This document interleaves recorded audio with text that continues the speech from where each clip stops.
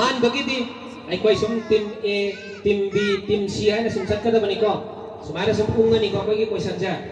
mayam puno mak ay koy stage da puning chingsin jari ahan ba ay koy gi Swiss ngasay koy na question tariak sige manungda karamba question dagi hana hangba hausige haina aina hangba matamda noina apamba question na makhan bi ay question di hay toy number duni ko bujik team A question number 1 dagi na question number 7 tariak sige manungda karamba question dagi hana hangba hauba pami question number 5 pami haire question number 5 bujik hangba haurage kunata je akoi gi second tara akoi jury member na panabiro abadi matam do horen hendragadi moi dana matam sangna pi akoi dana matam ten na pi harakani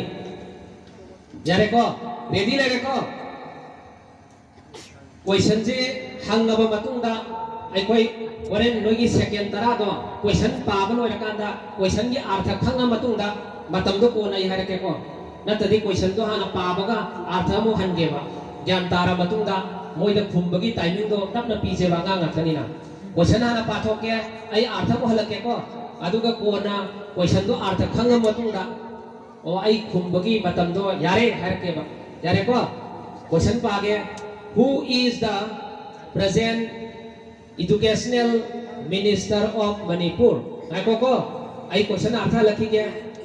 hujujin Manipur की शिक्षा की education जे कोने शिक्षा न कवि को शिक्षा की मंत्री जे एजुकेशन की मिनिस्टर जे कनानो ममिंग करी कवि है क्वेश्चन के अर्थ खंगब्रा एजुकेशन की मिनिस्टर कनानो है अर्थ खंगे को टाइम स्टार्ट्स करेक्ट होजे आई कोई जुरी ना तेली तो बिलो सुंगे अदर दे आई कोई टीम बी दा मुलाक से रखे ले भाऊ रिबा क्वेश्चन तरुक से क्वेश्चन नंबर 5 ती सेट थे को क्वेश्चन तरुक से की मनोंगा सुवाइस तो सम मथंग मथंग जो पी रसी को तो दे पी भाऊ ब्रह्मिना ले भाऊ रिबा क्वेश्चन तरुक से की मनोंगा करम बा क्वेश्चन हाना खुंब पामी क्वेश्चन नंबर 2 क्वेश्चन नंबर 2 आई 2 टिक तब सा लगे अर्थ बुझी की खंगौ रे को क्वेश्चन हाना पाथोक के अर्थ हंदो के ज्ञान ताराव मतुंगा खुंबगी मतम पीगे को नोई कौन बनेगा करोड़पति यंग्रा टीवी दा अदाई दुदा हंगवा दुमाइना योर टाइम स्टार्ट्स नाउ हारा का दा मतम दो पीर का खौजी को हुजे क्वेश्चन नंबर 2 ता बदी नोई मनिंग दा लेहोरी बनोई जुलोई ता तो इनी होरेन करिंग मोइना खुंबंगम ददी पास तो रखतो नि नोई दा मथंग मथंग याई को हुजे टीम बी की क्वेश्चन नंबर 2 आई पाथोके name the largest district of Manipur in terms of population na ko artha lakye mi masing mi ko khwai da gi yamba Manipur gi district tara truk sigi manungda mi masing khwai da gi yamba district tu gi maming kari kawi hayo artha khangabra time starts now Imphal West sume direct question ko ye team B kongre नांदगी quiz competition सिंदना याम ननिंग बकायना लेरमे अखोई इसा इनाउ सिंजे कौन बनेगा करोड़पति याबो याबो नापन लेरमे होजे मथंग दमु टीम सी दमु कोई मुलाक सरे टीम सी लेमौरिबो क्वेश्चन मंगा जिगे मनुंगा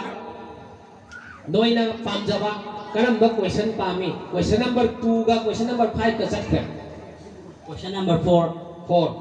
4 पामे हरे हुजिकी नो खगोरे को आई नाना पाथवानी इंग्लिश ता मैते रोंदा मो अर्थ हल्लनी खंगा मतुंगा खुंदोनी को name the classical dance of Manipur Manipur की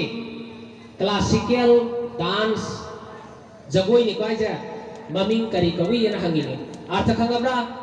क्वेश्चन अर्थ खंगे को टाइम स्टार्ट्स नाउ रासलीला सुमे डायरेक्ट क्वेश्चन नकोई जो खुंगरे हौजे मथंग की टीम अमुक दीदा लाया कोई जेमो टीम दीदा टीम दे रेडी ले रपा पाकत प्रो मी लोई खुमना रे को हौजे पुन्ना क्वेश्चन अहुम जखरे क्वेश्चन अहुम जखरे को जे लेमौ रिबो क्वेश्चन सिगी मनुदा करम बा question Pami 3 question number 3 adude uje 3 ana page ko who is the present governor of Manipur ai ko Manipur gi Rajapal governor je ko na maite ron da Rajapal hai ko Rajapal du kanano maming kari kawi hai time starts now Laganation. sume correct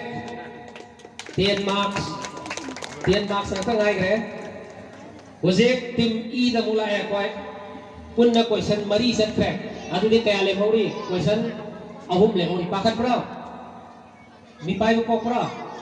yam nungai na khumgadam ni ko si sana benen khan gadam ni quiz nen khan me ate hojek le mauri ba question ahum jigi manung da karam ba question pami I can choose one. question number 1 abei question number 1 pa ko okay hana page ko who was the first governor of Manipur artha halaki ge Manipur ki ihan hanba Rajapal do kanano maming kari kawi hari kumo time starts Najmaya Abdullah. wrong answer artha khangodre hojek ai koi ge masana dong somda tim epta ai koi pass to utare ai hojek pa gi ko sim ta obra question to ka par ke ko who was the first governor of Manipur ki ihan hanba Rajapal governor je Rajapal ko iko maming do kanano B.K. Reharu. correct answer kuba koje ai koi moi bonus mark ama mark manga phange hauje aroi bai ba tare round gi aroi bai first round gi ai koi first round gi aroi ba team ne team F punna question je hoje tariat ki manung da question tar chak khamane question manga chakre question ani len question je question number 6 ka question number 7 ka thangai hore ani ji ki manung da karam question pa mi Sabian. question number 7 adu de 7 je ai hana pathura ke ko what is the full form of MGNREGA ai har ke ko maiter onda ai artha do full form ati sang na hai ga taba MGNREGA gi asang ba magi form do hai wa ba MGNREGA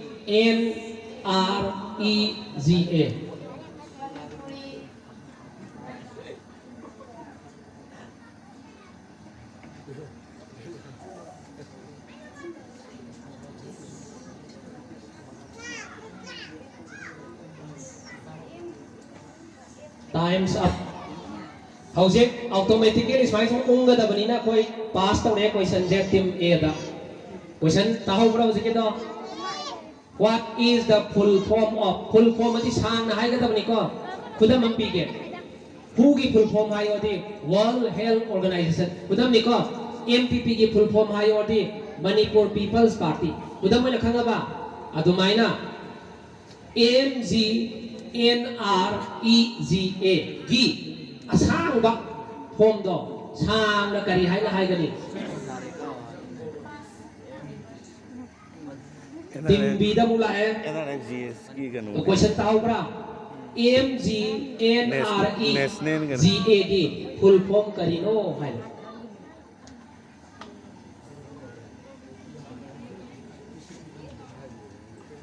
Pass. team C da mula hai hojik tanja lai re noi bonus mark phang ba ya ba gi team C hai ro MGNREGA gi full form kari no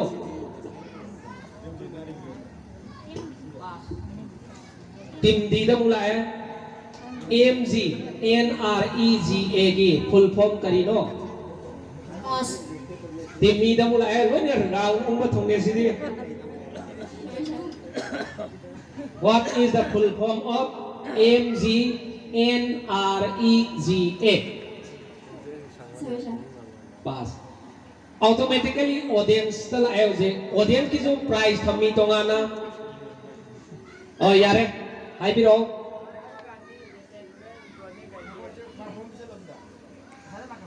ahona hainaba microphone ama line tingaga thambiro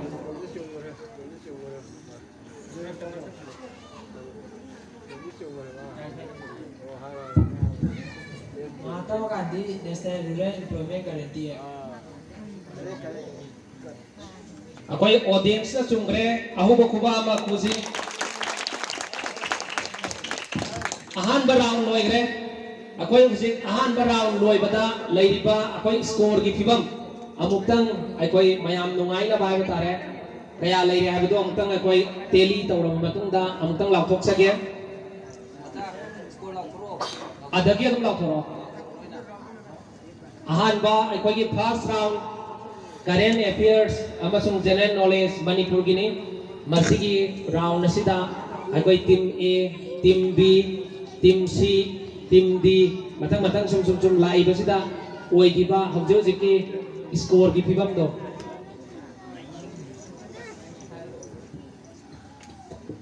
कोगी first round दा team A की होना full mark 10 team B की 10 सी 10 team D की 10 team A की नील 0 अदुगा कोगी team F की ना कनो team mark 5 कनो पास की bonus 5 akoi sidaida question ahen mam yaure hojiki audience ta pass to gibra taba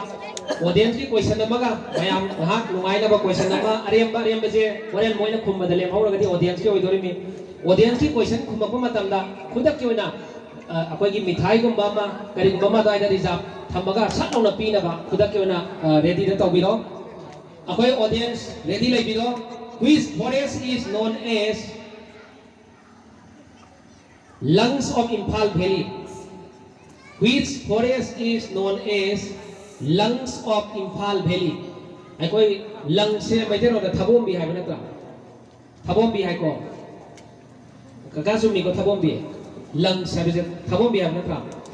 Imphal Valley, Hari by Koi Imphal Ladiba Saharzigi,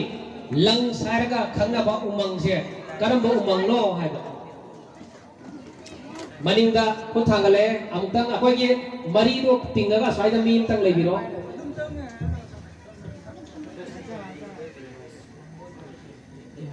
Raj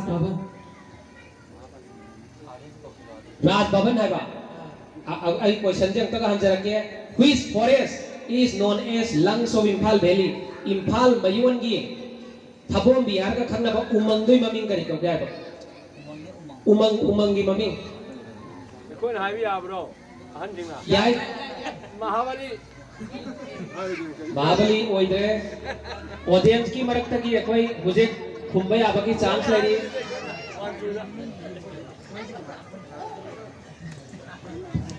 akoi audience ki je khudakta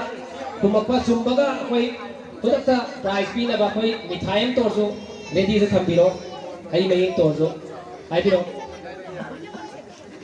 Langon Reserve Forest. yes Langon Reserve Forest is the right answer akoi sumai torjana akoi aham round akoi matang asida loisin jare akoi kari no high oh audience